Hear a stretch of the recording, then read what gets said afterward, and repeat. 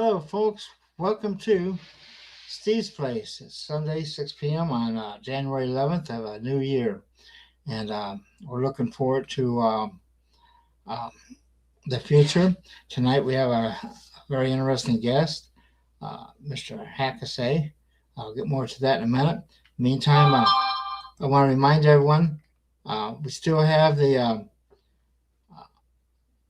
uh, our 24 and 25 videos available. Just go to our website and look for the logo, or give me a call if you can't find it. I need to double check. I also got the next year's conference set up on the web now. So if you just go up to our website at teslatech.info, and you can take and register for the conference. Right now we're offering 50% off. So that'll be till January 15th, which is like Friday, I think. So get signed up for that as soon as you can. After that, it drops down to, I believe, 45% after that. And if you want to save an extra 5%, give me a call. And if you can, and Zelle the money, if you use Zelle, I can give you an extra 5% discount, because on Zelle I don't have to. I don't get charged 5% from the credit cards, so I'll give it to you guys. And so just give me a call on that, 520-252-0374. It's going to be, I can just feel it's going to be a great year. And then, most important of all, I need people to get signed up for YouTube.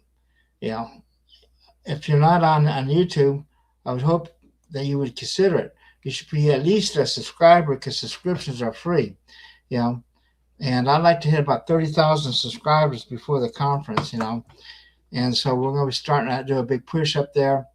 Now that I am moved, and I can start off, unpacking stuff, we're going to be at the point where pretty soon I will be able to work on stuff again. And I have all these videos. I have about 100 videos from past conferences in the 80s and 90s.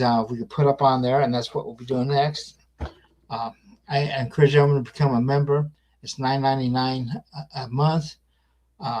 Just go to the yellow box here and click on Tesla Tech channel. That will take you to the channel.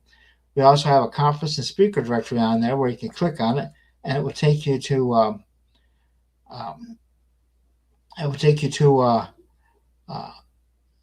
their list, like we have conference lists of all these that are conferences and that. And so anyway, it's like $9.99 a month. I encourage everyone to sign up and join. That's in addition to subscriptions. Subscribers will get you a free, we have free ones, but it will also notify when we put something up there. Membership, we have a lot of membership only videos up there, and you have to be a member to see those. And we'll be putting all the 24 and 25 ones up there eventually here. It's just we've been so backed up because we moved. And for those of you who haven't heard, I live in the middle of nowhere. It takes me 40 minutes to get to anywhere. Whether I'm going to Laughlin or where I'm going to Las Vegas, it's 40 minutes. So any trip to the store is a 3-hour ordeal. So anyway, but I love it out here. It's great. I have a huge place to work out of finally, and everything's going to be working okay. Now, tonight's speaker is Mr. Hakasays. I got a little bit of information about him. Okay, he's involved in fringe science for decades. His products span an array of fields, come from electronics to computers to 3D printing, steam turbines, woodworking, machining. A regular Tesla kind of guy. And a Robert Heinlein and MacGyver fan. His motto is "Specialization is for insects." So he also is working on the lines of work that Eric Dollard and EPD Labs are working on. And so anyway, and he's even doing stuff with Philo Farnsworth material. And Farnsworth was working on fusion at the end and felt that he couldn't provide a means to get the stars. So without further ado, Here is Hakasays. Good to have you here, Mr. Well, Hackett. So, thank you, Steve. Thank you for having me. So, and we're looking forward to coming to the conference. I presume you're going to take and bring a bunch of equipment with you, huh? we'll see what Who I can that? pack on the plane. It's always a question of how much can you pack into a couple packs of luggage and still be worth playing. Um, yeah, it'll be fun regardless. I got to have something to show and tell. Yeah, and consider driving because we have free parking. A big thing for anyone who's ever been to LA and that, you have to pay for parking there. Or even in Vegas they make you pay now, but we have free parking in Albuquerque. Let me look at that. Southern California might be a bit of a drive, but if I got to carry, more than 500 pounds of equipment, that might be the only way to do it. Well, it takes me about 9 hours from Vegas, and so Uh, probably be about the same difference. But oh well, such is life. it's a pleasant drive. It's all 4 lanes all the way, and they also have a train. Amtrak goes through there, and Greyhound goes through there. Thank God, and Greyhound she's going. No. And like I say, it's a and there's two interstate highways, one going north and south, and one's going east and west. So Albuquerque is like a crossroads, and it's an easy place to get to. We have reasonable hotel rates, this year, you know, and lots of food and lots of good people. And that's one thing about our conference. You're gonna love meeting the people. That You was know. always what got me that I didn't know about the conferences when I first started going to them. Was I always assumed it was the presenters and that was the foreground. But when you start going there, you realize the networking and the stuff that goes on behind the scenes is probably 80% of what goes on. You can get behind the scenes and buy someone a beer and have talk and get what they actually have, get their actual opinions. And yeah, the atmosphere is always so interesting. You get the random tinkerer, you get an engineer, you get a PhD physicist all at the same table eating dinner, discussing the nature of reality. Yeah. Anyway, so what do you have for us tonight? So, yeah, thanks for having me. So before we start, anyone with questions and comments, feel free to ask in the doobly doo, and I'll try to get them either along the way or at the end. For those that don't know me, I go by Hakasays, a longtime researcher, experimenter in the fringe sciences. I grew up back in the day when you were supposed to keep your internet and personal life separate. So Hakasays will be what I go by. It's actually a bilingual play on words, Japanese word for Hakasei, professor, scientist, teacher, says English word for speak. So combined, Hakasays is professor speaks, which I kind of find appropriate.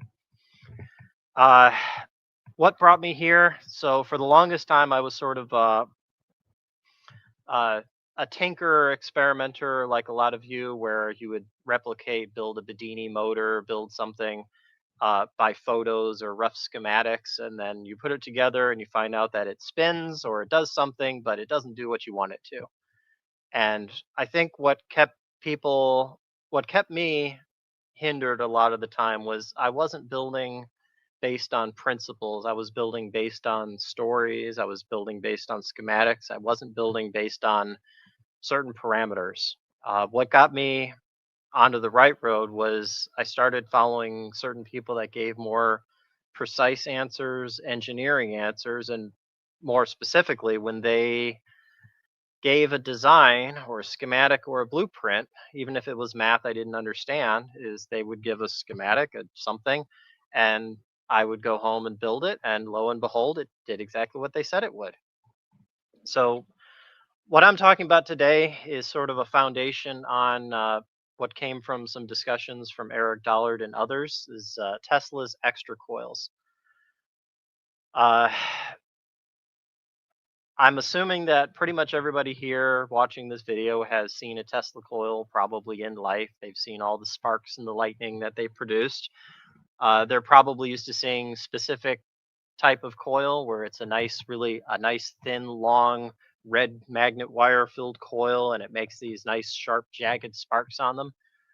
But I don't think anybody's noticed that a lot of these coils that people are building today don't look a lot like the coils that Tesla was actually building in his day. And that's sort of what got me back onto this track of going back to the basics, simpler and more precise, to try to understand where Tesla was coming from and build a foundation from there that we can actually understand and operate from. So everybody here has probably seen a Tesla coil. Has anybody? How many people here have probably built one? Several, I'm guessing. Maybe not everybody, but probably more than 5 or 10. Uh, how many people here watching this have built a Tesla coil following Tesla's actual notes, following his designs, and building a Tesla coil that looked like something Tesla had actually built? Uh, very, very rare. If you look at the, if we go to the actual slides here, so if you look at the picture in this, and I'm sure everybody who's seen this archetypical uh, picture from Tesla, is the coil in the middle of the room is an extra coil. The primary and the secondary are actually on the corners of the room. You can barely see them with some vertical posts, but they're almost not visible. Notice that the extra coil is almost a 1-to-1 ratio, and notice that uh, you don't see these types of Tesla coils being built today. I don't know. I have any people probably haven't seen a lot of coils that resemble this. So if we go to the basics, Wikipedia says that a Tesla coil is a resonant transformer invented by Tesla, produces high voltage, low current, high frequency alternating current electricity. Tesla experimented with a number of different configurations consisting of 2 or sometimes 3 coupled resonant electric circuits. How many Tesla coils have you seen in practice today that have employed 3 coils? Have you seen primary? You've seen secondary, but have you seen any coils that used an extra? Does anybody here know what an extra coil actually is and what its function is? We look at the picture here. All of the sparks that are being thrown off this coil, those are coming off of the extra coil. The primary and the secondary coil in the very, very back of the room, you can almost not see them, is the actual primary and secondary. This doesn't look like a coil that you see today. We look at some of these other pictures. You can see that long ring, a horizontal ring that circles the room. That is actually the primary and the secondary. Extra coil is on the right side where the lightning's coming from. So have you seen anybody building Tesla coils that have a very, very wide diameter primary with a secondary that's only a few dozen turns, and an extra coil that has only maybe 100 turns? We look at the slide.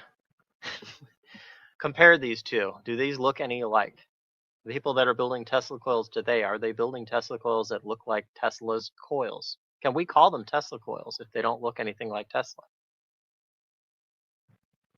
If we go back in time, we find out that a lot of the coils that we call Tesla coils today are potentially not Tesla coils at all, but they're from a person named Marie Odin in the 1890s had developed a resonant high frequency, high voltage oscillating transformer. And if you compare the schematics, you'll find that the most Tesla coils today are actually technically Odin coils. They are not Tesla coils because they do not have a Tesla coil. They do not have an extra coil. We pass forward. We see this is a coil that is a Tesla coil that can be considered a Tesla coil. On the very top, we have our old photo from Tesla and the diagrams and schematics that went with it. On the bottom, we have a presentation that was from Eric Dollard in the 2019 ESTC conference. This extra coil consisted of a 3-turn primary, a 15 to 20 turn secondary on the long side on the ring, and in the very middle was an extra coil. The extra coil was where most of the magic happened. This resonant coil was designed as a 1/20th Colorado Springs coil as part of a research project, an experiment to try to see what Tesla was actually building in Colorado Springs, understand the tuning, the construction, and the design practices, and how the performance actually differed from the coils that most people built. So seeing the difference between that led me onto this road of experimenting with Tesla coils to understand the difference between what was being built back then and what's being built today. So if we compare a modern Tesla coil, we'll call it modern coil, is the coils that we see today are very tall. They have a very long, thin frame. The modern coils usually have 1,000 turns or more. The coil that we saw in Tesla's photos was less than 100 or less than 150. The coils that are wound today are very thin wire. They have a high resistance and they're wound with thousands of turns. The coil we see in Tesla's photos and the replica we see in 2019 was designed specifically for low resistance, higher efficiency. Coils today are very high inductance, and capacitance is either minimized or ignored entirely. Coils in Tesla's day were balanced. They had a high amount of inductance and a high amount of capacitance. As a result, the coils today, coils today tend to have a lower Q factor or quality factor. Fancy quality factor is essentially a term for how well it rings, how much it resonates. If you strike a bell that has a low Q factor, then it will have a very dull thud. If it has a high Q factor, it will ring continuously for a longer period of time. As a side effect, the Tesla coils today tend to be very wide band.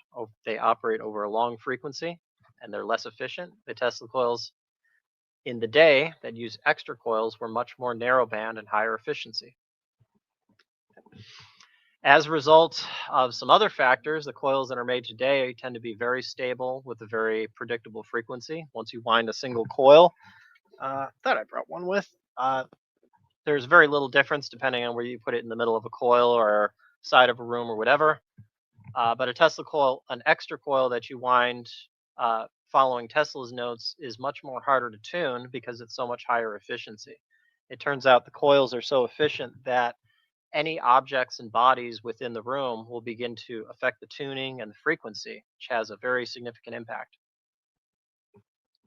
If we look at the efficiency and performance, this was I had done this right as I was working on the presentation. Actually, was this Electro Boom had made a Tesla coil some years back before my presentation, and he made a Tesla coil. You'll see has a nice long solenoid with a lot of hundreds of turns. It has a very simple primary, and you can just barely note from the power supply that he's putting in 20 volts at 1 amp. So this is 20 watts, and he is lighting up a tiny compact fluorescent bulb at 3-4 inches away. I'll show you in a little bit that if you wind a Tesla coil specifically an Xtra coil with the proper principles, you can have much higher efficiencies that will vastly surpass what you see in systems like this. And actually, I'll go back. I will might as well do a demonstration here and explain what we have. If you want to minimize the slide real quick.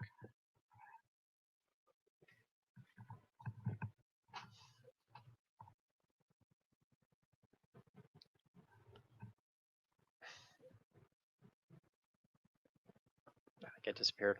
Okay. So the coils that you've seen to this point are Tesla coils that have a primary and Tesla coils that have a secondary. There's a primary where the energy circulates. There's a secondary where the energy is amplified. Very few people that I'm aware of know that you can have a Tesla coil that is just one coil. It's just an Xtra. Very few people seem to know that this by itself is a transformer. This is a primary, this is a secondary, this is an Xtra coil, all in one piece with one wire. And what you can do is, instead of having the primary and the secondary, the Xtra coil by itself is a resonant transformer that takes high current, low voltage on one side and outputs very high voltage, low current on the other side. And it does it at a very specific resonant frequency. Now, you can probably see here, this is an open frame material. This has high density. This is actually 3D printed, made from PLA. But you'll notice that there's very minimal framing material. I didn't wind this on a tube or anything. And I wound this with some amount of spacing between the leads. There's a very specific reason for this, is the spacing between the wires allows certain amounts of energy, both magnetic and dielectric coupling, to build up in free space. And what happens is when you have a coil like this, it takes a very small amount of power pumping energy into one side to get an extremely high translation of potential on the other side with just this one coil. So the demonstration that I have here, which you should be able to see. So what I have here is I have an Xtra coil.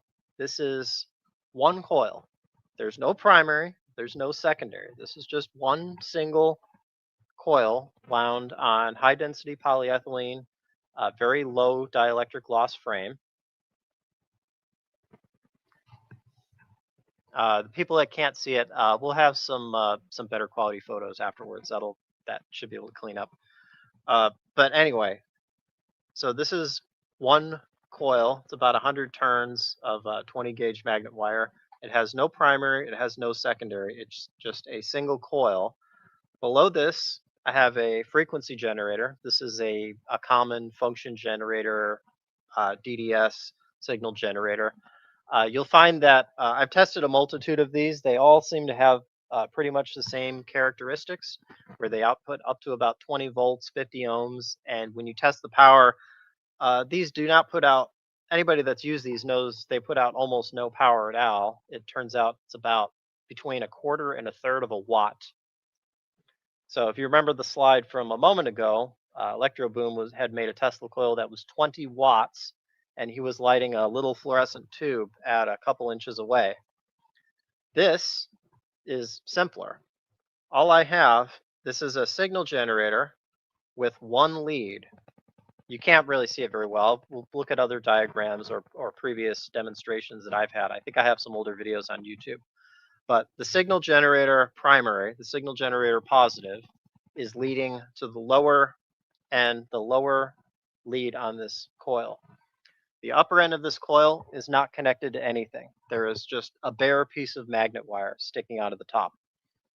So technically, there's no circuit here. It's a SIR. There's a positive lead. There is one wire going to the bottom of this coil, and there's no wire on the top. People don't realize that this is a Tesla coil. This is actually a very powerful, a very effective Tesla coil, because it turns out, despite being less than 1 watt of power, that this is able to translate 20 volts on the low end to thousands and thousands of volts on the high end. The reason it can do that is because it's designed for peak efficiency. There is a specific amount of spacing between the turns. There's a specific geometry. It has a certain height to width ratio that is very close to 1. It has relatively thick wire, and it has extremely low loss framing material. This is made from polyethylene, which has one of the lowest dielectric loss tangents that is available. Now, when this coil is energized, we pump energy into the coil. This acts as a transformer by itself. Energy circulates back and forth inside the magnetic and dielectric fields. Magnetic field everybody knows about because they know what a solenoid and a coil is, but they don't realize there's also a dielectric component. Every turn between every layer of this is a turn in a capacitor. There's capacitance. There's a little capacitance between each one of these turns. And that capacitance between everything extends far off into space, several feet or several tens of feet. That's detectable at a long distance. So what happens is this Tesla coil that has no primary and no secondary, that's outputting roughly usually when you test this, it comes out to between 0.25 and 0.33 watts. So you can say it's between a quarter and a third of a watt. And when we have this tuned right, if I have this tuned right, it turns out that with less than a watt, you can get not only the same effects that you get with a conventional coil, but you can see that they actually exceed what's done with a conventional or a modern Tesla coil. I don't think you can see this really good, but we're about this is about 18 inches away. I'm lighting a full fluorescent bulb, and I'm lighting it with the signal generator. I'm not using a power supply. I'm not using I'm not using an amplifier. I'm not using RF. I'm not using 100 watts or anything. This is simply peak efficiency, peak simplicity. This is one wire fed into one side of this coil that's being amplified and transforming that low voltage, high current into very high voltage, low current. And when I first saw this, demonstrated by, I believe, Eric Dollard, somewhere around 2018 to 2020, this blew my mind because it was so simple that I can't. It was amazing that nobody had done this before.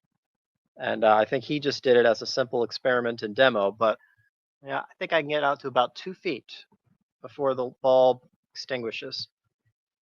And what you'll find that's interesting is that because this coil is so much more efficient, that anything nearby, anything in the room affects the tuning. It's so efficient. If I move my hand, I can detune the coil. I don't even have to touch it.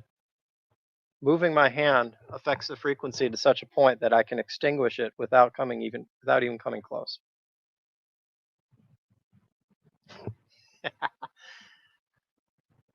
So anybody that works on the bench that has a signal generator, oscilloscope, and is willing to experiment with this, I have some other demonstrations and experiments on my YouTube. They can look at this and try to replicate. But the point is, this is dead simple. It is a signal generator, single coil, no primary, no secondary. And it turns out that such a simple system is actually incredibly complex, incredibly confounding, because there's so many variables that go on that it makes it incredibly difficult to actually predict the factors, the tuning, the impedance matching. This seems so simple, but we've spent 4 years building different variations of this, and we're barely scratched the surface of being able to figure out the peak efficiency and peak design considerations for some of these. So we could go back to the slides when you get a shot. So that's the difference between these two coils. Is the Xtra coil designed with Tesla's principles in mind? We can light bulbs from feet away. If we follow the modern Tesla coil, we can light bulbs at 100 times the power and a 20th of the distance. So this is a very brief rundown. I'll go into more detail when I do a proper presentation. This is sort of a sneak preview. But the main principle for making coils that have an extremely high efficiency is choosing a very low dielectric loss tangent frame material. If you're trying to make coils like this, the proper thing that you want to use is either high density polyethylene or UHMW. They're both polyethylene and have a very low loss tangent. Most people that make modern Tesla coils wind them on either PVC or ABS, which people don't realize is actually about as bad as wood. I have one question. What frequency is the signal gen? This specific coil in the corner was wound for approximately 1 megacycle. About 9, depending on where your hand is, where it is in the room, what kind of ground system you have. It's between about 920 and 1,000 kilocycles. So it's about 1 megahertz coil.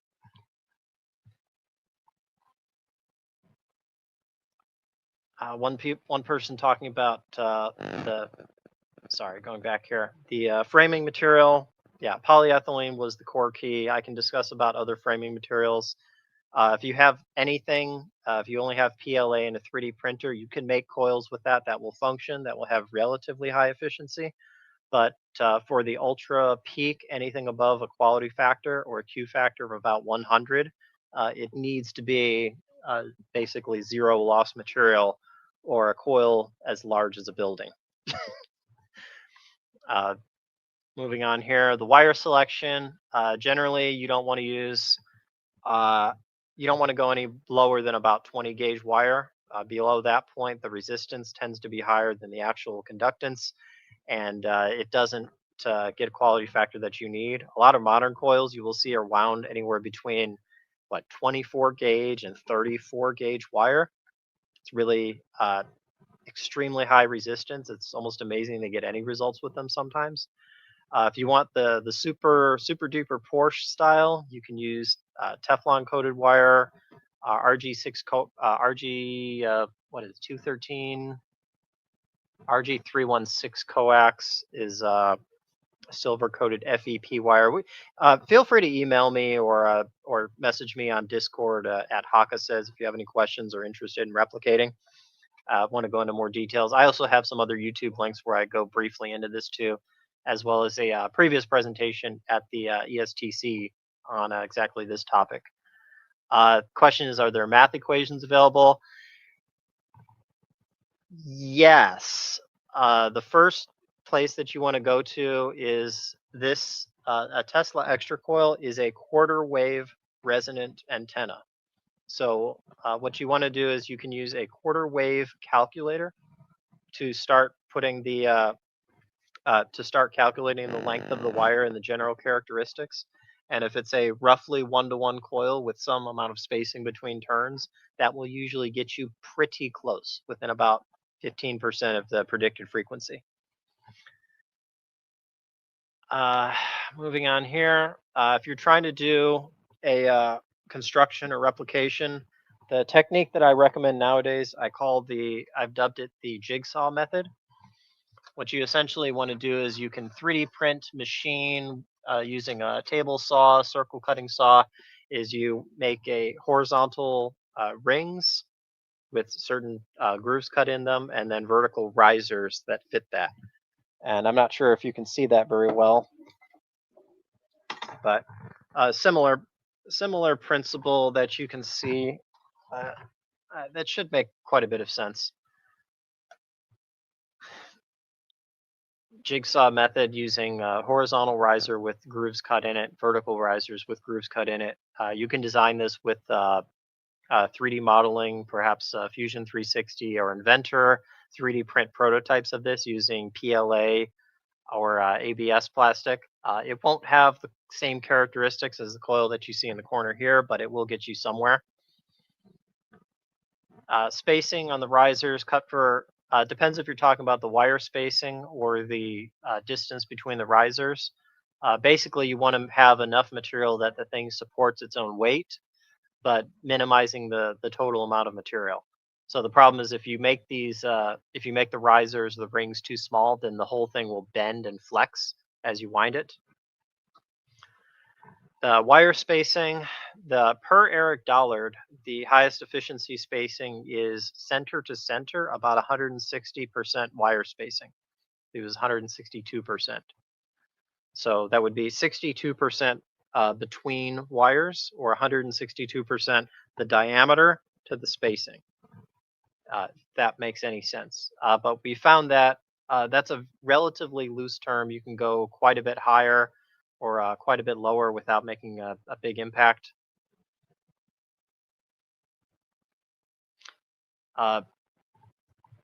We've already built probably a few dozen of these coils to try to characterize them and understand the different properties, understand the different geometries. One of the reasons was to figure out what framing materials had the biggest impact, whether the geometry, if it was a wide, fat coil, or if it was a tall, thin coil, how that affects the frequency, the dielectric and magnetic components, and things like impedance. We did end up coming up with a Tesla coil calculator that applied some of that. Sorry to go out of order a little bit, but the previous discussion where we're lighting a fluorescent tube at some distance with a single wire signal generator, no primary, no secondary. This is the diagram. It doesn't get much simpler than that. If you have those two parts, you can actually build one. We'll look at some of the details. To tune it, what you actually want to use is an oscilloscope with a wire probe I didn't set it up just because I didn't have space or time. But what you want is an oscilloscope that has a, let's say, 3 or 4 inch piece of wire sticking out of it, and you just leave it anywhere near the room. It doesn't have to be touching the coil or even attached. That actually hurts the tuning. All the coils that I have in the previous slide someone asked is these are all varied from 1 megacycle to about 8. If you go any higher than about 10 megahertz, 10 megacycles, then there's just not enough meat on the coils to have a very good effect. And also, the higher you get in the frequency, the higher the dielectric losses start to compound. Tesla's coils that he had made in the original photos were significantly lower in frequency. That's how he was able to get away with making them out of wood. He was operating at under 100 kilocycles. He was often operating in the 30 to 50 kilocycle range, which isn't, it's low enough to be considered ultrasonic.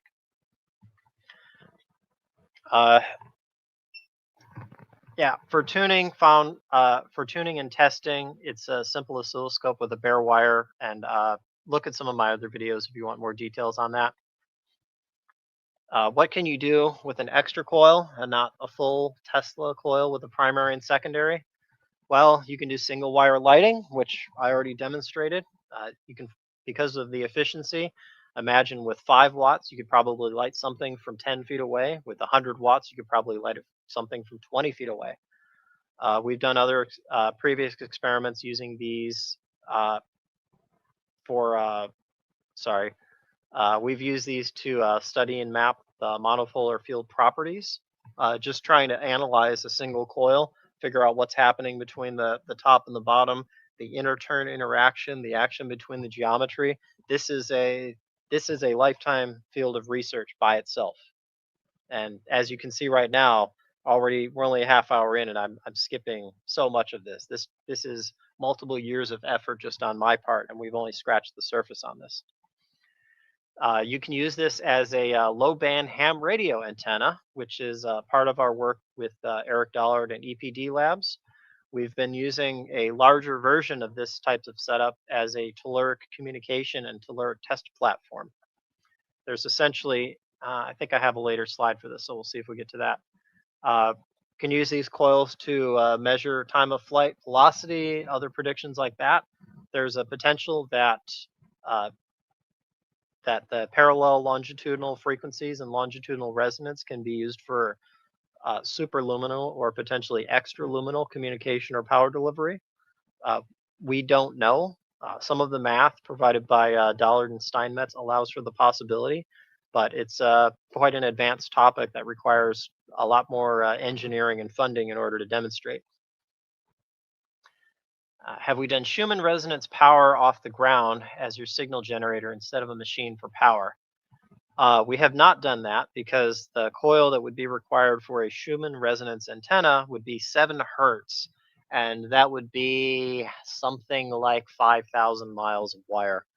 It would be the size of a skyscraper. It would dwarf what you saw in Wardenclyffe. That's probably why they didn't do Schumann resonance antenna, because the 7 to 50 cycle of range antenna would be massive length of wire.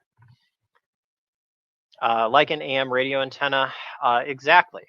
This extra coil is technically identical to an AM radio antenna, except instead of being designed to radiate power off into space, it's made to reflect power and recirculate it inside the system. One of the things we can do with other things we can test is parametric variation. That's variation of inductance and capacitance. That is also another very high level system. That has to do with non-conservation of energy and non-continuity, or continuity but non-conservation of energy. Using complex arrays of circulating currents and changing parameters, you might be able to end up at situations where energy could be produced or destroyed in a system not unlike what you see here. Cosmic induction generator.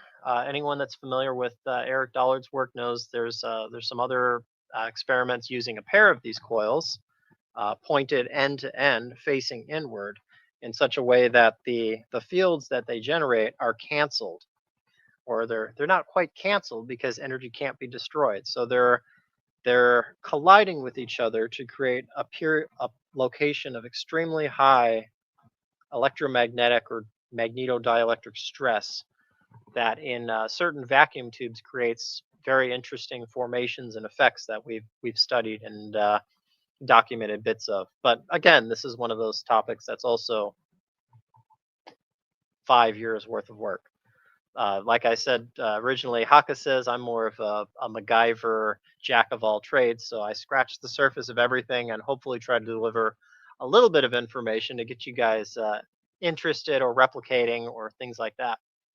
And of course, the last thing we could do with these is you can power this up to a higher amount of power and get really cool sparks.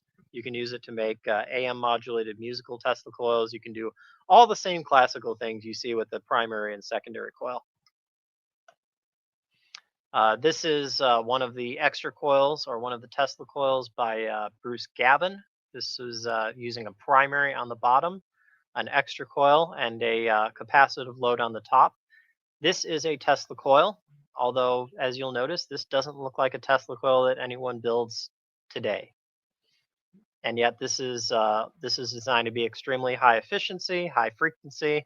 I believe this one is made to pair with our telluric transmission setup, which is right on the edge of the 160 meter ham radio band, which is approximately 2 megahertz or 2 megacycles. Is this comparable to the Alexanderson antenna? The Alexanderson antenna had some similar components, but it was a much more complex array that used layers, and it uses a similar principle, but it has layers and layers of radiators to... I'm not even going to comment. I'm not an expert on that. More complex than this. This was the demonstration that I had done in 2022 when I first showed this in public. That's actually the same coil. It's a little more beat up, but doing the same demonstration in public, I was lighting a compact fluorescent tube, full fluorescent tube. We made it to just about 3 feet before the bulb would extinguish. And I had an oscilloscope on the bottom. You could see the tuning, and we were using approximately 1/3 of a watt. It was between 0.25 and 0.33 watts by what was measured. This is another one of the Xtra coils. This is a more of an Alexanderson design. This is built on top of a telluric test platform, but this is also an Xtra coil, just like you see. The very bottom, there's a copper strap that is designed to be as the primary. But you'll notice that it doesn't look like a Tesla coil that people build today. DC or AC, all of these operate on high frequency alternating currents. So high frequency AC, either sine waves or square waves. This is the Eric Dollard EPD Labs telluric test platform. This is also an Xtra coil that's sitting on a deck in the middle of Nevada desert. This Xtra coil is being used as a test platform to try to study current transmission, power transmission into and out of the ground, the same way that Tesla was doing in Colorado Springs and later at Wardenclyffe. Because this is a field that literally nobody has worked on since 1890s, or Wardenclyffe would be what, 1910s. We're not sure what's possible. We're not sure exactly what the capabilities are. But the tests that we have done were very interesting and extremely promising. We know that it's not completely telluric. We know it's not completely operating through the ground. But using this coil, we were operating at approximately 2 megahertz, or the 160 meter ham radio band. And we were able to get a confirmed quality transmission from Nevada to California. It was approximately 150 miles. And it was intermittent, but we did able to get transmission 150 miles at, what was it? It was less than 4 watts. We had a hard time measuring below 4 watts, so we can say 4 watts was the peak power, approximate power. It may have been as low as 1. So we would have not gotten anywhere near that if we had wound a coil following the modern Tesla coil principles that we see today. Here's a slightly closer up version. You'll notice that this doesn't look anything like a modern Tesla coil. This only has a couple dozen turns. It has very thick copper tubing as the coil. You see that has a top and a bottom ring. And you'll also notice that it has no primary, no secondary. That is the transformer that you're looking at. That's the full Tesla coil. Primary, secondary, everything, all the transformer action is happening in those rings between those turns and between each turn.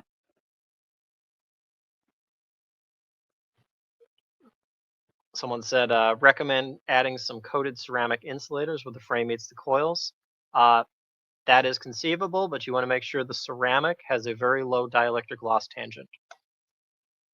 Here's another one of the Xtra coils, or the Tesla coils that I had presented in 2022. This is two coils that are wound in opposition at an identical frequency, where on the very right-hand side, there's a high-power ham radio amplifier that is essentially pumping power into each coil in such a way that the very center of that field is a giant null field. And when you put vacuum tubes and other things in the middle of that, you start getting very interesting formations. This was actually following some of the work by Philo Farnsworth, trying to create, fusion in a bottle and things like that. But so far, it just makes really, really interesting formations. If you study some of Eric's stuff, he had gotten a lot more interesting effects where you were able to get something that looked like a galaxy formation that would form in free space, floating and circulating inside of a bulb at higher power levels. So that's all I have for Xtra coils. I know it's a really rough primer. I skipped 99% of what is there available. But if anybody has quick questions or comments, if they're curious on replicating, look for Hakasays on YouTube. I did a couple videos explaining some of these basics and doing a little bit more of a step by step. If you have an oscilloscope, signal generator, and some time, you can reproduce and build something like this and experiment with it. And I think you'll be very interested and surprised at how complex such a simple system is. So I do, depending on what kind of questions we got, I can also talk about some of the other stuff that that we're doing or that I'm doing that you all might be interested. So give you a second for that. I don't know if there's anything I missed, Steve. If you have any questions or comments, I'm sure I ran through that like blinding fast.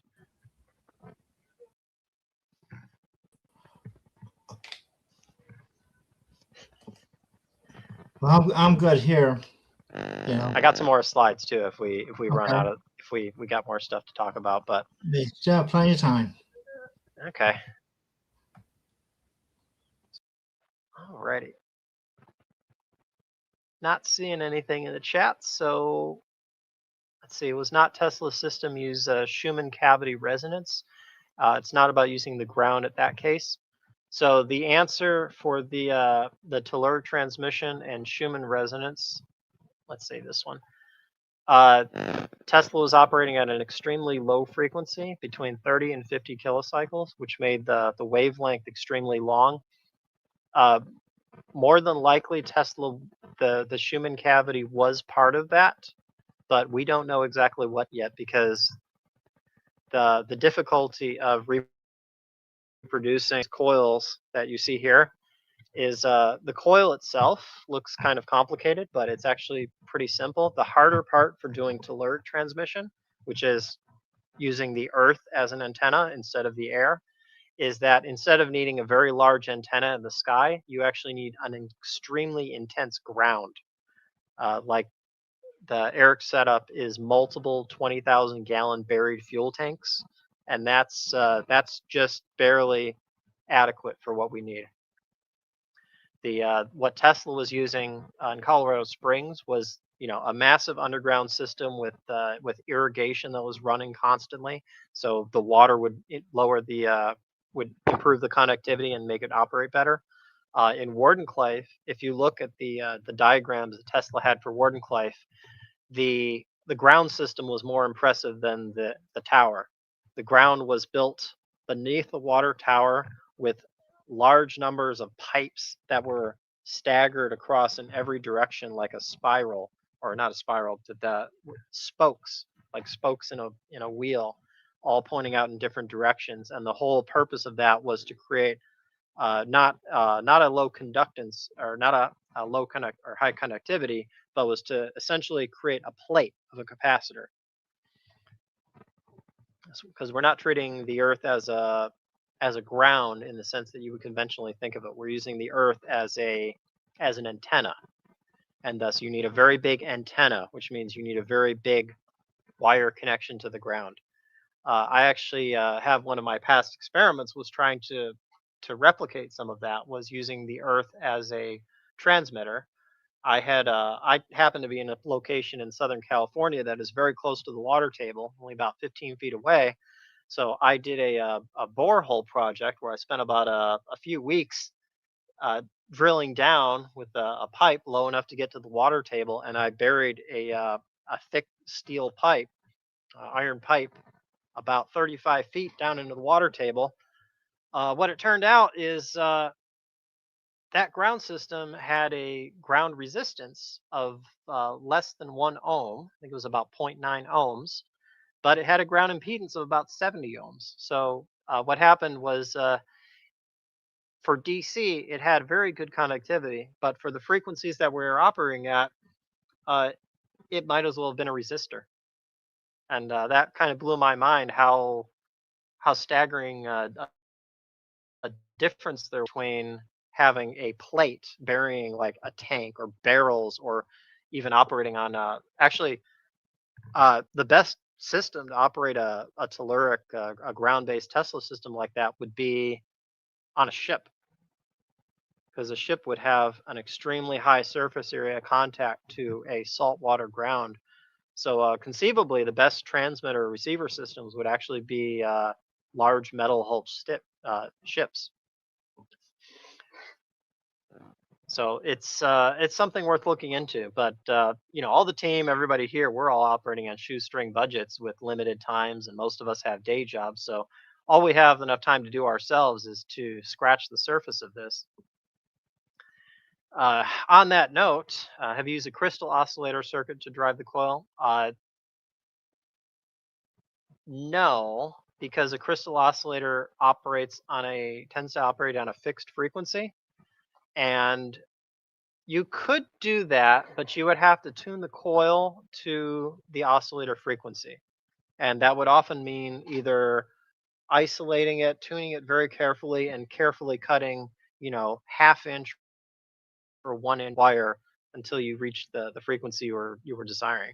But yes, you could use a crystal oscillator to drive a coil like this with, well, that would be like no power. You'd be talking about microwatts, and you would actually be able to use that as a transmitter, and you could pick up dielectric displacement uh, probably across the room with something like that.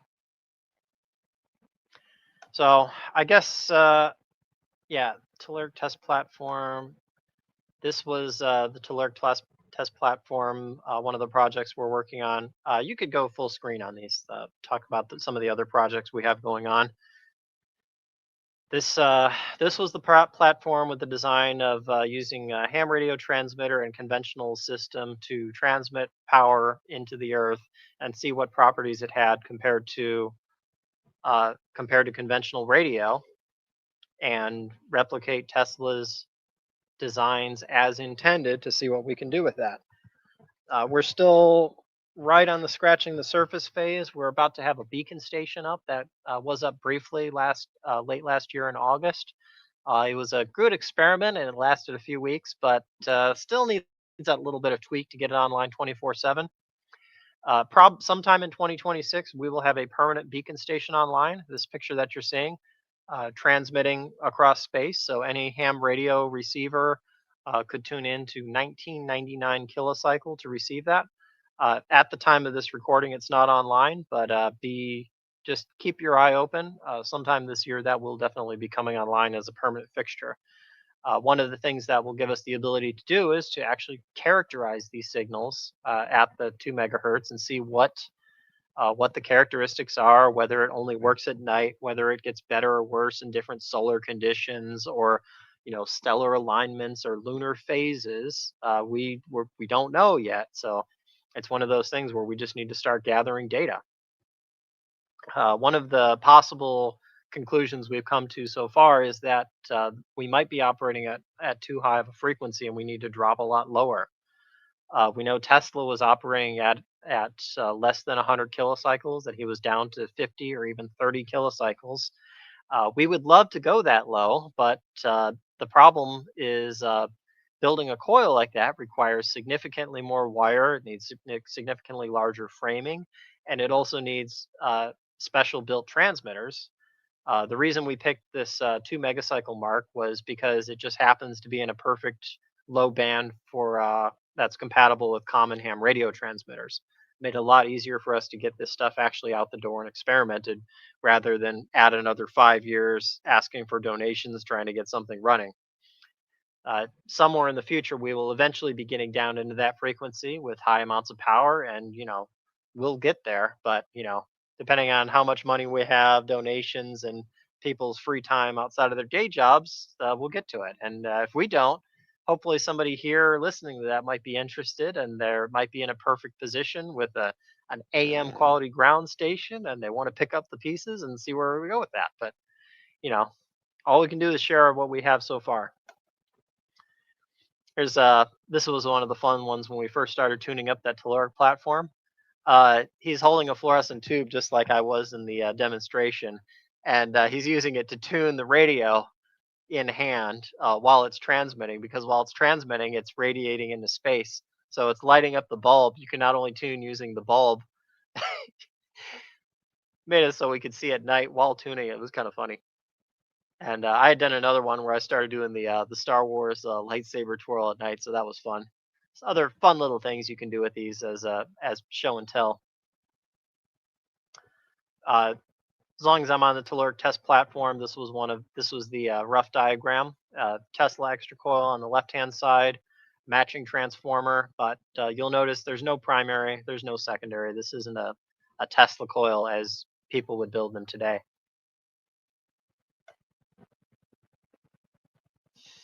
Another project our teams have been working on is called the EPD Long Lines project. This is part of Eric Dollard's work, which is essentially stringing a few miles of wire often in the Nevada desert, listening to the signals that come off it, and the changes and the pops and squeaks and things, trying to receive the signals to to study what's happening both in the atmosphere and within the Earth. Conceivably to do things like seismic forecasting, which it might be conceivable but not possible. We don't know if it's possible or how well it would work, but we'll say there is a possibility that prior to seismic disturbances and seismic events, there's certain amounts of stresses that are built up within the Earth.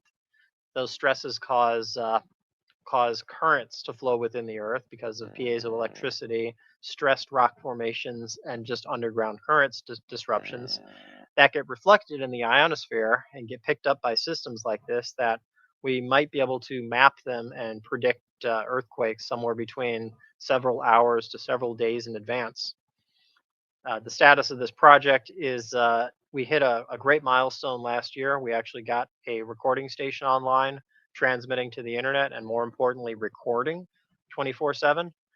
We're still running into issues, but if you look for EPD long lines, or I think I have a link.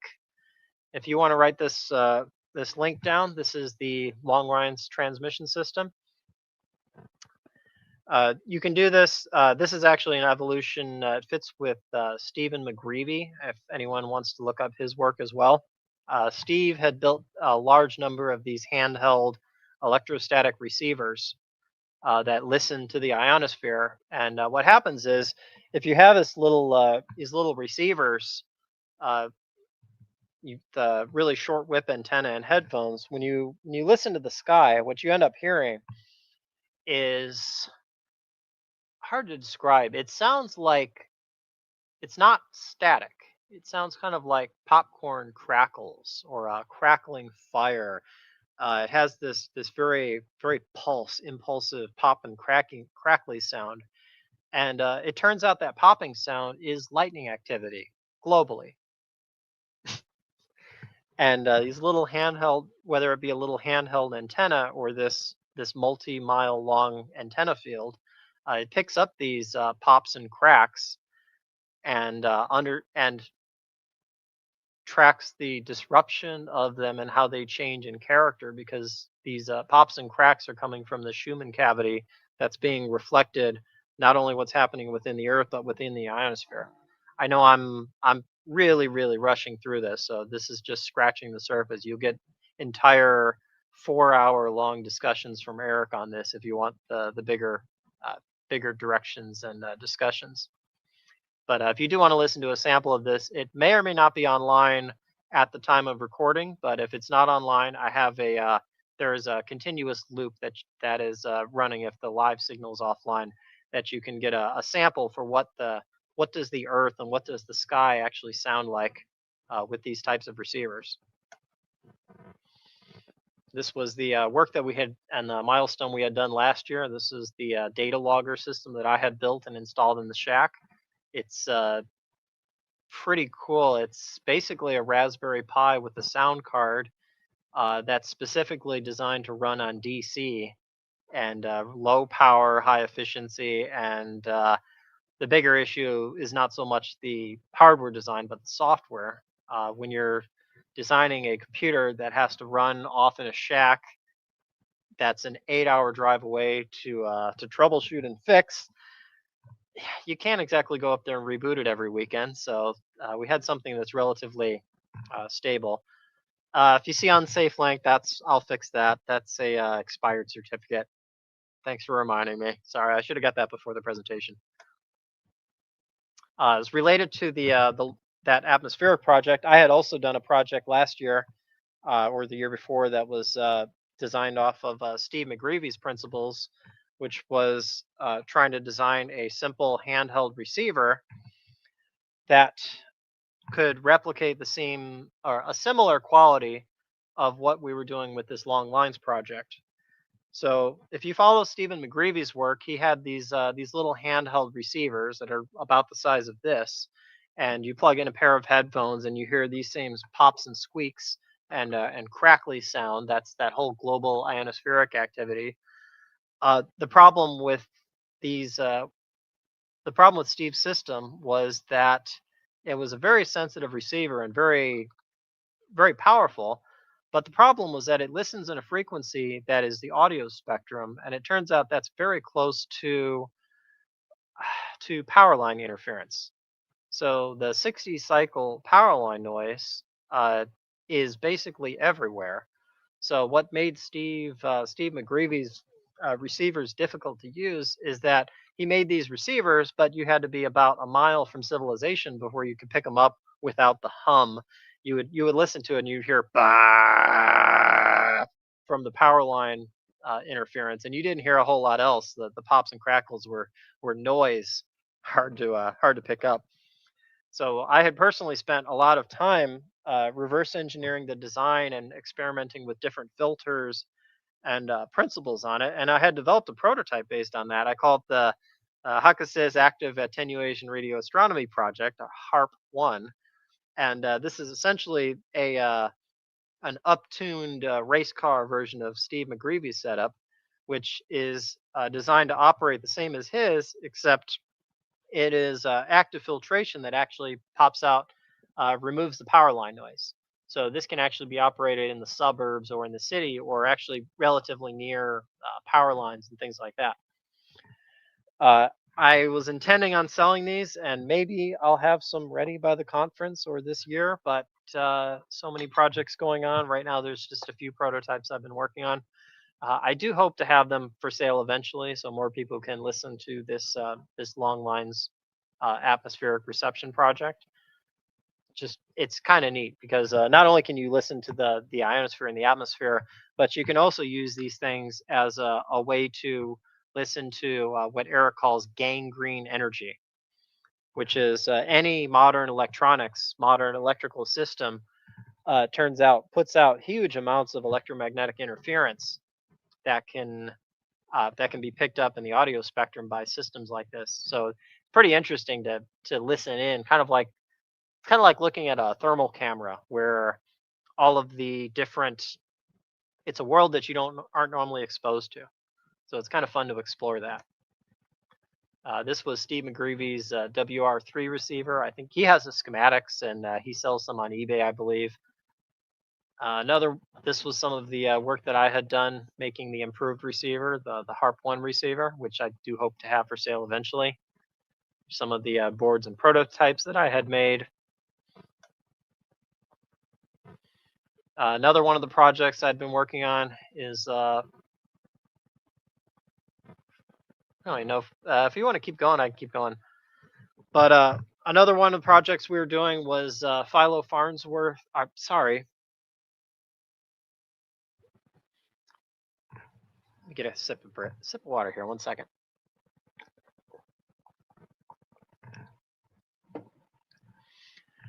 Sorry. 2023. One of the other things that I had been working on. This was based on the work of John G. Trump. It was called a rotary electrostatic converter. This was also something that Eric had touched on with Chris Carson some years ago, and this was one of the projects I had worked on. It's essentially a spinning variable capacitor. This was John G. Trump. That was Donald Trump's uncle. Turns out he was a big PhD physicist, MIT PhD physicist, and he had worked with Van de Graaff and other names that people might be aware of in the high voltage, high fringe world at the time. So one of the things I had tried to build was essentially a replication of his and Chris Carson's that was basically a spinning variable capacitor. It was a new type of motor or generator that operates without magnets and without coils. It runs purely in the electrostatic domain. Completely different characteristics than you see in a normal DC or coil magnet motor. And it was just so interesting because nobody had replicated John Trump's work since the 1950s. There was some really interesting papers that were written talking about the possibilities, talking about 99% plus efficient power generators and receivers, and then it was forgotten. Industry, the fields, scientific academia had just kind of forgotten it and left it to rot. So it was only Chris Carson in the 1990s would be one of the first people that had replicated this. If you want to look up some of the other earlier details, my attempt was trying to build a higher power version of this. It turns out the Trump motor or these rotary electrostatic converters. The only problem with them, you don't need magnets and you don't need coils, but you do need to run them in a vacuum, and you need to run them in a relatively deep vacuum. So I presented on this in the presentation in 2023 called Slaying Maxwell's Demon, where I showed a couple of these motors spinning up. Unfortunately, like any experiment, it did spin around. It didn't really make any power, but it was there as much to demonstrate the principle as the practicality. It turns out I had not gotten deep enough vacuum. There were just too many leaks in the design and the system that I had made. And not a failure, but a learning experience. I learned a lot about engineering and design and making the plates, and we did some good proof of principles and learned a lot in the process.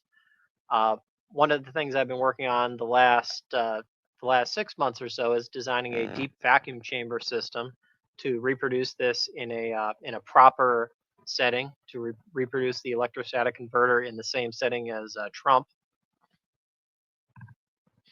So last few months I've been trying to work on this deep vacuum chamber. As long as you're doing an ultra deep heavy vacuum chamber, you can also do things like the Farnsworth fuser. I have some upcoming experiments with Farnsworth and replicating them in a way that nobody has done. And I don't know if it'll work or not, but it goes on an interesting principle that actually uses something similar to this Xtra coil demonstration, that I think might have some interesting characteristics, or at least might be more efficient.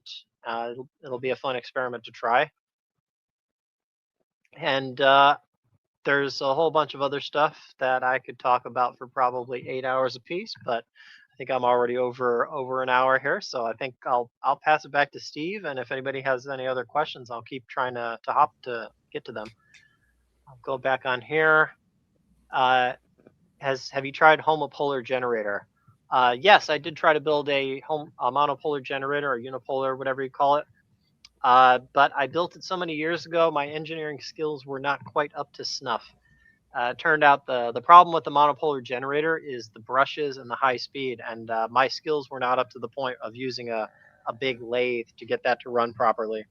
It's one of those things that I do want to get to in the future, because those types of generators are really interesting by themselves. Well, thank you for that. I say, I do have a comment. Like you were talking about these I know, as a jackrabbit, I just bounced that, every other topic. that Tesla supposedly had back in 1899. I know, I'm like Toby. I don't recall anything about any water system underneath the Colorado Springs site. And I remember he talking about he had to use irrigation to maintain a good ground connectivity in the Colorado Springs. I don't remember the details. But the problem is the only water that was available in Colorado Springs would have been the water pipe for Colorado Springs, and he made a note in the Colorado Springs notes about exactly how far it was from his coil to that water pipe, water system. And to build a good ground, he had to dig a hole, a huge hole at the site, and buried a whole bunch of copper plates. Okay, that makes sense. The ground. And so the water, though, would be at the Long Island site. Okay, I might have got them mixed up. Yeah, well, that's just. But the theme was the same, is that Tesla was trying to get a very good. He was trying to get a very, very, very good ground. Yeah, Colorado Springs was kind of hard. All important for that, and grounding is extremely important. In fact, he talks about it. He's talking about Marconi's transmitter and everything. How Marconi was bragging about it. I said, well, he was the one who told him to ground it, because most of the wave traveled through the thing. So, and I'd like to make a note here too, like Toby Gross. You see his name keep popping up here. Toby actually worked with Robert Golka up at the up in Leadville there at the Climax mine, and he had like the 51-foot coil I mentioned before. Toby actually worked on that. So right, interesting. Yeah. You mentioned Bill. What was it? Bill Weisnack. Bill Wysock. Bill Wysock. Yeah, Bill Wysock. Bill Wysock. Bill and I hadn't heard of that name, but I looked at some of the pictures that you showed me, and some of the pictures from Bill. Turns out, if you look at the coils that he had, they looked more like the coils that we have here. They were open frame. They had wooden frame supports, and they had a spacing between each turn. So I think that might be one of the reasons his coils worked so well. Well, Bill was an expert Tesla coil builder. I mean, he was the king, I can see that. I was just from looking that 10 minutes of research, I could see he knew what he was doing. Got some. And he built this coil. He built this coil. Results speak for themselves. Well, he built this coil that this painter uses to paint for his paintings, like in deep space and that. And the theory is that because he's using the spark that's coming off the coils and that could very well be a real map, so to speak. Man, I can't remember that guy's name of the one he built, and I just had on my tongue. And this guy Chris Carson. Yeah. I believe I met him when I visited Borderland Sciences, and when they were located in the 90s. Wow, you actually might have talked to him then, huh? Oh, I believe because I went to Borderland Sciences, and I believe him and Peter Lindemann and Tom Brown and Harry Dollar, and then we went to visit Chris, and Chris had the capacitor thing there going. So he had the motor spinning and everything. Not the motor. At that time, it was one of the devices where they were it was a capacitive device where they were going to increase the voltage through capacitance, and the high generator that Toby mentions. So yeah, Interesting. so Small world. it's a small world, and that's a come. I hope everyone comes to the conference because I think I'm going to have a great time, and you're going to meet a lot of people.